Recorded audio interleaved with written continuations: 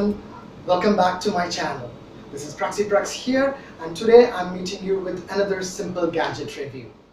Well, this gadget is a mobile phone, and it's the Huawei Honor 7. I know it's not a new phone, it's actually more than a year old, but the point is this was launched as a flagship budget phone. So what I did was buy this phone, use this for 6 months, and I'm going to tell you guys what I feel about this phone, what are the best things I liked about this phone, and whether it is still worth paying the money for. Okay, so let's start. Now this phone runs on a Kirin 935 high silicon processor, which is Huawei's own processor. This version I have is the version in India. This comes with 3 gigs of RAM. On the graphics department, it comes with the Mali T628 processor. Okay, now that the specifics are out of the way, let's just look at the practical usage and how good is it. Okay, because it's been more than a year since it was launched.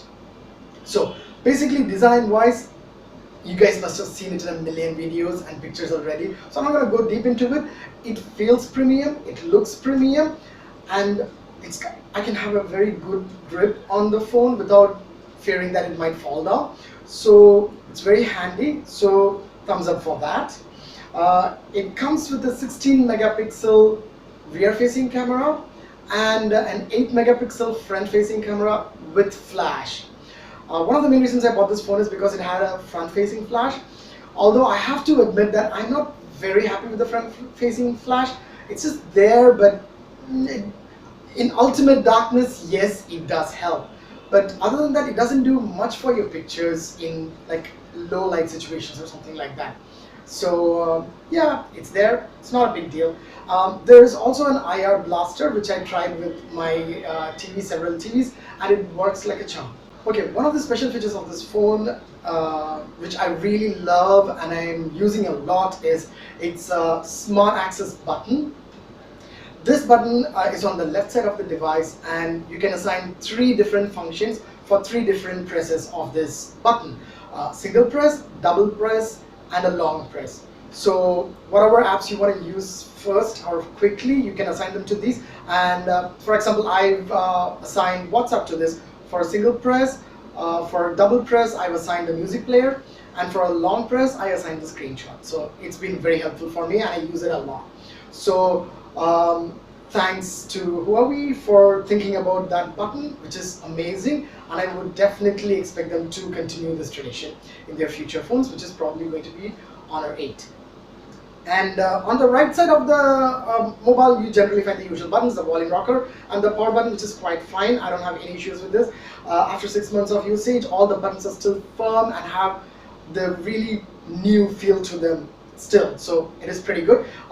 It comes out of the box with the screen protector applied on it, so you don't have to worry about that. This one doesn't have any capacitive button or anything. All the buttons are on screen, which I love. And my god, the fingerprint sensor, it is just amazing. I mean, they're basically, I would consider them as the king of fingerprint sensor when it comes to the speed in which you can access the phone. I mean, it's insanely quick. Okay, so coming to the screen is a 5.2 inch screen, full HD resolution. I'm not going to go into the details of the PPI and everything. It is crisp, it's sharp, it has very good viewing angles, and you can read clearly in broad daylight. So again, full points for that. And one of the major problems I always have with Android phones, other than the Nexus devices, is that the custom UIs that all the companies splash on top of them. For example, Samsung's TouchWiz, which I used to hate a lot because it literally crawls down the system. Sony's UI is really much better because it is very minimalistic and it doesn't actually tax the processor. There are a few phones which kind of do a very minimal UI, but Huawei does do a very heavy UI on top. The skin is completely different to what you would expect from an Android device. The skin is completely not what you would expect from an Android device. It is basically like a rip-off of Apple. As in, like, there is no app drawer, mind you. There is a catch. There is a trick to that, which I love, by the way. There is no app drawer. All the apps gets arranged in the main screen, which basically I hate. But the best part about this is, and the reason why I had no problems using it for 6 months, is that there is a particular way you can have your own app drawer, not by downloading a different app, but by using the same skin. There is an option to have hidden apps. Okay, I'll explain it right now. If you just pinch out from your home screen, you get your app drawer, or that's what I would like to call it. That's your app drawer. It's also the hidden apps. So generally, many people don't know this. Probably some of you guys might know. But what I did was I took some time, put all the apps that I do not use into this hidden apps, and I did what I usually do with all my other phones: create folders and then label them and then put my most wanted apps in the front screen. So that's as simple as it gets. So you get your app drawer, but there's a little trick to get into it, unlike other phones of this line. So let me quickly explain a couple of other features that this user interface has. If you swipe from the home screen straight down, it takes you to the search directly, which can show you all the recently searched apps, or even online. So it's similar to Google search. It's a very neat addition. And also another thing is one-handed usage. If you swipe right from the buttons and the on-screen buttons, it shrinks the size, so you can size of the home screen, so you can use it. Same works for left-handed usage as well. Coming to the next feature, camera, which is one of the most important things for me in a phone, because I tend to take a lot of photographs using my phone, and I no longer carry a separate camera with me. And I also take a lot of selfies. So the camera is pretty good, but not that good when it comes to a little bit low light situations. I would give the camera 7 out of 10, 7.5, given the fact that this is almost more than a year old. It's still pretty good for the price range you're gonna get it. You're getting a premium device, and the camera is pretty good. Selfie camera is really good. It's an 8 megapixel shooter, and I don't have any complaints about the selfie camera. The front-facing camera is just awesome. Next thing, coming to the overall user interface, the MIUI or MIUI, or however they call it, it's pretty good, pretty friendly, very customizable. You can actually customize a lot of things, starting from the screens, the backgrounds, the way the icons work, everything. I just downloaded a few theme packs and I just keep rotating between them, and they're pretty good and pretty neat actually.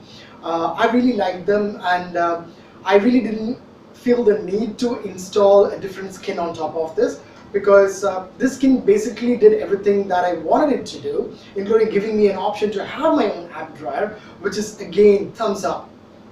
Best work, Huawei. I will definitely request you never to change that option. Please keep it going. And if you can add the app drawer like a normal Android phone, that'll be even great, but this is still better. So how did this device fare on a daily usage? Let's come to battery life right now. I would say I'm like a medium to heavy user. On an average day, yeah, it's fine for a whole day's use. If you use it a little bit extensively, like keep messaging or WhatsApping or go onto your Facebook a lot during the day, then you might have to charge it before night once, a little bit. Talking about charging, this does support quick charging, and the charging speed is quite good. Altogether it takes around like 45 minutes to an hour to go full charge. Does this phone lag from time to time? Not from time to time. Very rarely I see a slight lag. Very rarely. And Huawei has a very good RAM management built into it, including battery management and everything. I just use all of them. I just put them on default and I just use it. It just clears things up and the phone is back to being good. So 6 months on, I never use a cover for any of my phones, and this phone has been like in my pocket, on my desk, everywhere, and I think it even was dropped a couple of times. Not huge drops, some minor drop onto hard surface though, not on carpeted floor, onto mosaic surfaces, concretes, and it still survived, and there is not many scratches or anything. So I would say it's a very good phone. Huawei has done a very good job in offering a very budget phone with a premium quality. It is a good flagship phone, and I can't wait to get my hands on the Honor 8. Is it worth getting? A couple of months ago, I would have said like, yeah, just go for it. It's pretty good. But right now, I've laid my eyes on the Honor 8. And that device, my friend, looks amazing. So that's pretty much about this Huawei Honor 7. You can still go for this phone, but I would say wait for the Huawei 8 and see how the prices, hold up. And if you're on a very strict budget, a very particular budget, then I would still say wait for a month or two, because once the Honor 8 comes out, this price is going to go down and it's still going to be a really good phone to get.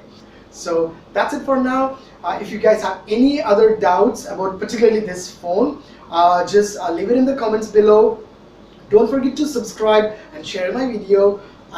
Please keep me motivated so that I can keep continuing my videos on a weekly basis like before and not have a huge gap. Trust me, I have a few phones which I still haven't reviewed.